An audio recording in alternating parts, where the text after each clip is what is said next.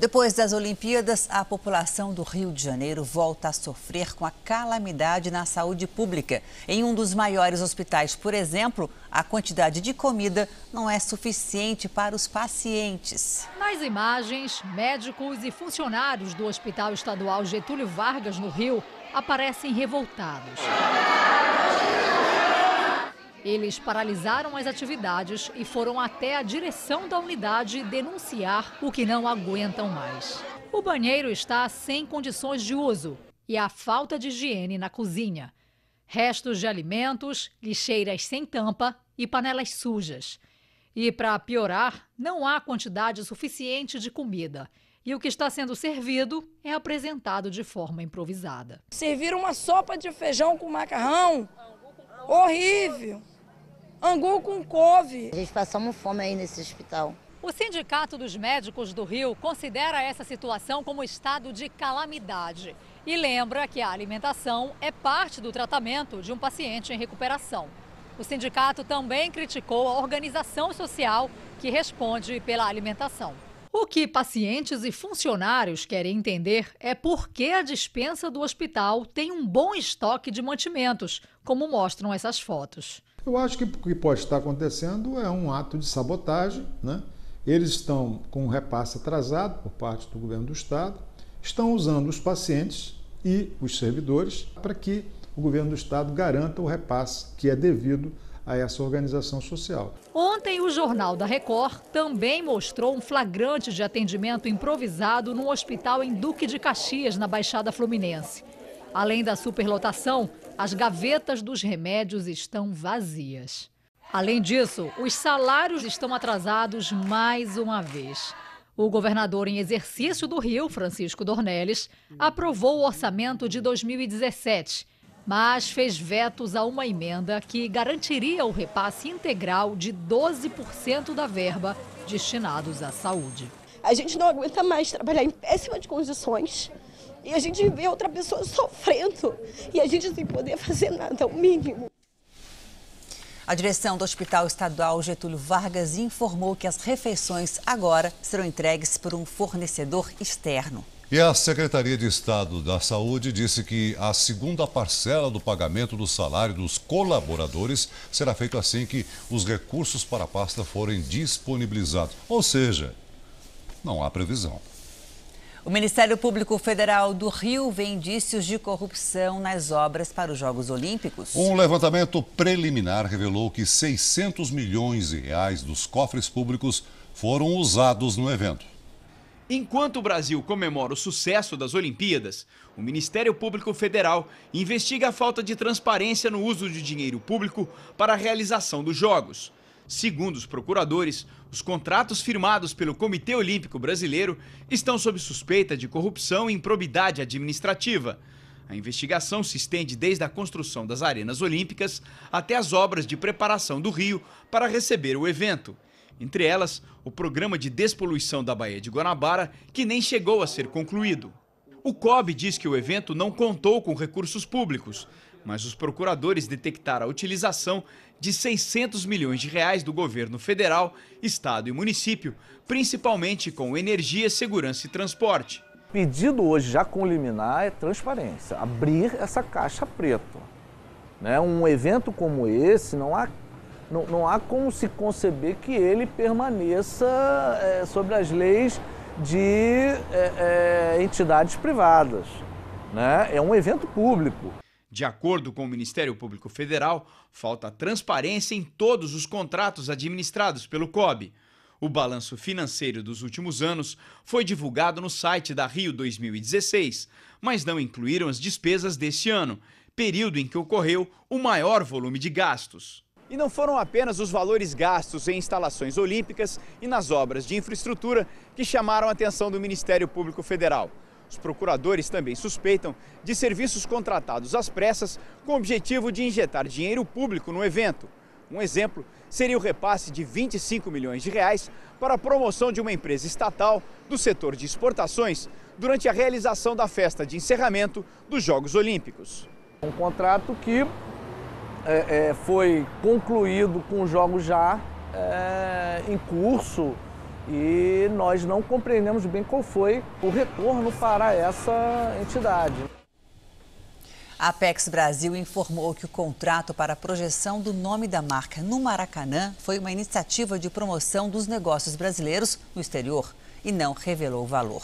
O Instituto Estadual do Ambiente diz que vai prestar os esclarecimentos necessários sobre a despoluição da Baía de Guanabara ao Ministério Público Federal.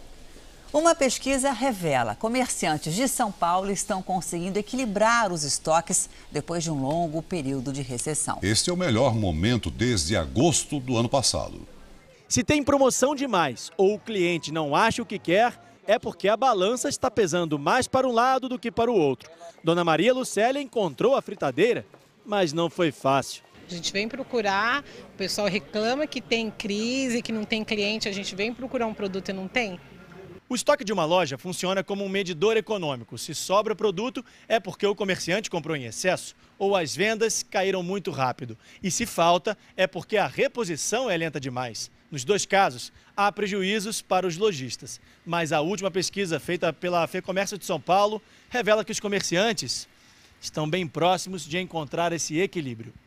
O índice de estoques é apurado todo mês com informações de 600 empresários da região metropolitana de São Paulo. Esse mês foi registrada uma melhora em relação ao mesmo período do ano passado. Mais da metade dos comerciantes conseguiu adequar o estoque à procura dos clientes. A crise ela foi muito profunda e o comerciante não conseguiu entender tão rapidamente que ela é uma crise profunda e muito prolongada. Então o estoque cresceu nas prateleiras, só agora, depois de quase 2 anos de crise, é que esse estoque começa a ser reduzido. Para esse economista, o lojista está começando a respirar melhor, depois de um longo período de crise. Um fôlego extra também para a indústria e o emprego. O consumidor está mais animado, esperando coisas melhores no futuro, que não acontecia há muito tempo, e o empresário percebe isso, o empresário sente essa reação do consumidor.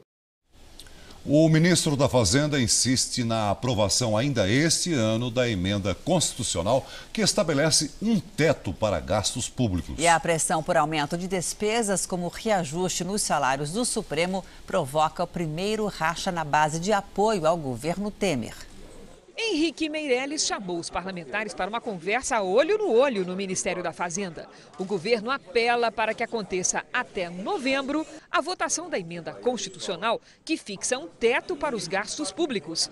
É a condição para a retomada do crescimento e para a queda da inflação, diz o ministro. Quando a economia cai, as receitas líquidas do governo caem, em consequência cai o limite mínimo para educação e saúde. Nós vamos estabelecer uma consistência, mantém-se em termos reais com um crescimento igual à inflação. O ponto de maior resistência é enquadrar os gastos com saúde e educação no novo limite da proposta, que é a correção pela inflação sem aumento real de despesas. O setor não perderá dinheiro, não haverá menos dinheiro para a saúde ano que vem. Mas a pressão por aumento de gastos acaba de provocar o primeiro racha público entre os dois principais partidos do governo. O PSDB é contra o aumento de salário para ministros do Supremo. O PMDB é a favor e diz que essa despesa já estava na conta. O tucano Ricardo Ferraço, que é o relator da matéria no Senado, deu parecer contra o aumento. O PMDBista Valdir Raupp apresentou um voto em separado a favor. Pela proposta, já aprovada na Câmara, o salário de um ministro do Supremo salta de R$ 33.700 para R$ 39.200. O impacto nos cofres públicos, por causa do efeito cascata, será de 4 bilhões e 500 milhões de reais ao ano. Ou nós pedimos o sacrifício de todos, ou não pode ter privilégio. Isso é uma coisa absolutamente descabida, por isso o meu parecer foi contrário. Não há necessidade de uma aceleração dessa discussão, é a nossa opinião sobre isso agora. Estamos fazendo todo o esforço, focando o máximo possível a contenção das despesas, de modo a evitar que haja um aumento de imposto.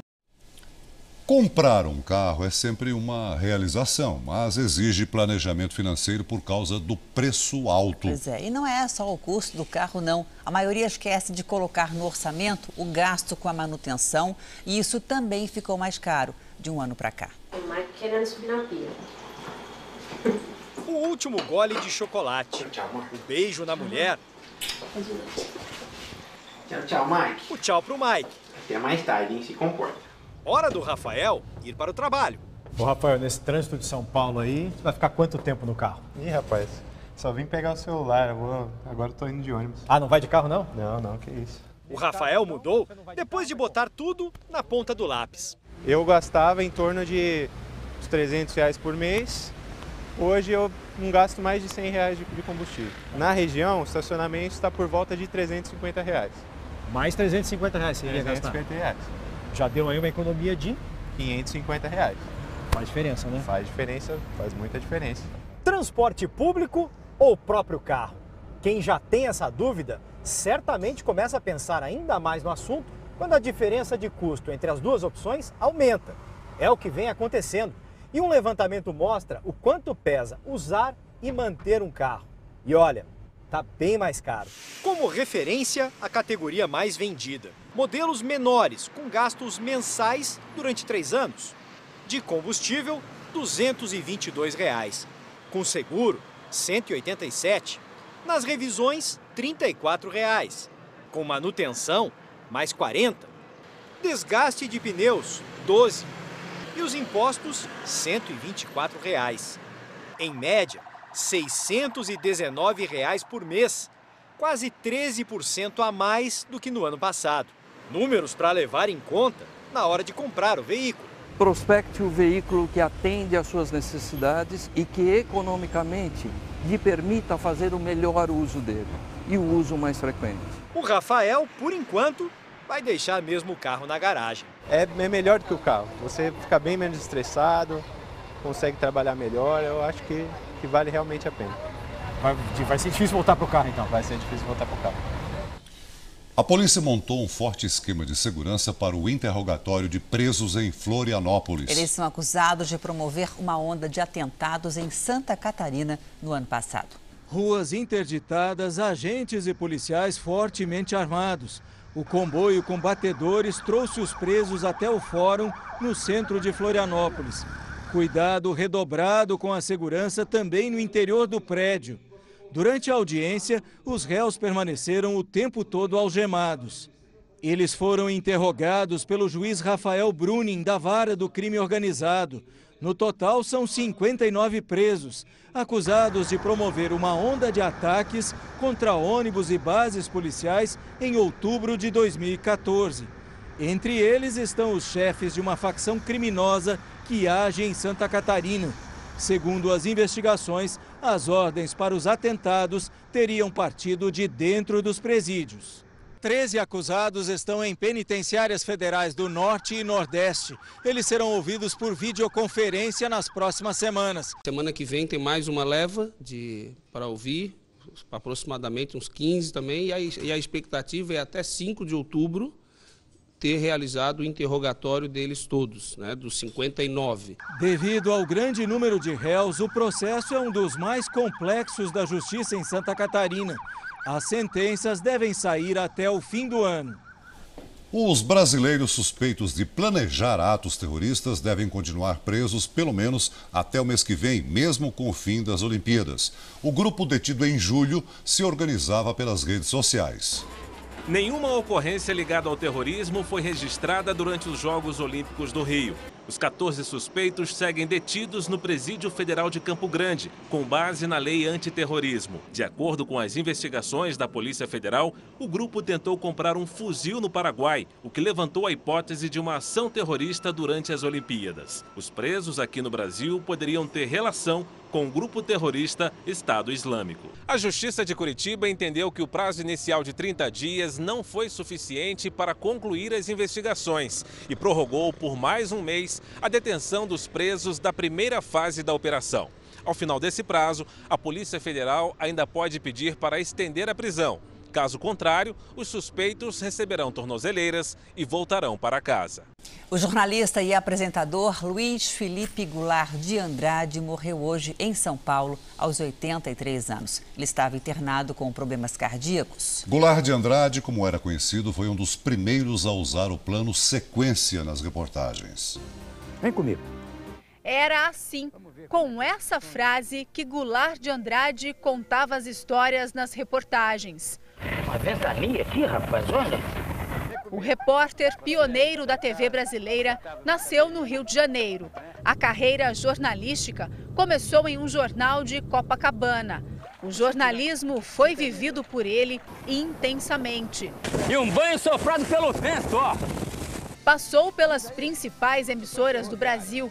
Na Rede Record, ficou por 2 anos à frente do programa Repórter Record. Nesta entrevista ao apresentador Celso Freitas na Record News, ele fala da carreira. O mais importante de um jornalista é a ética. Aos 83 anos, Goulart de Andrade ainda estava trabalhando em um programa na TV Gazeta, junto com alunos de jornalismo. Os estudantes transformavam as reportagens do acervo do repórter para a linguagem atual.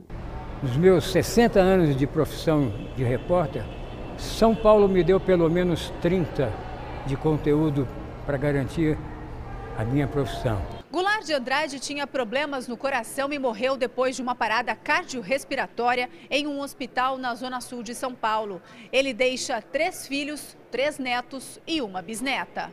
O Goulart de Andrade acho que foi um dos maiores radialistas que atuaram na televisão brasileira, na minha opinião.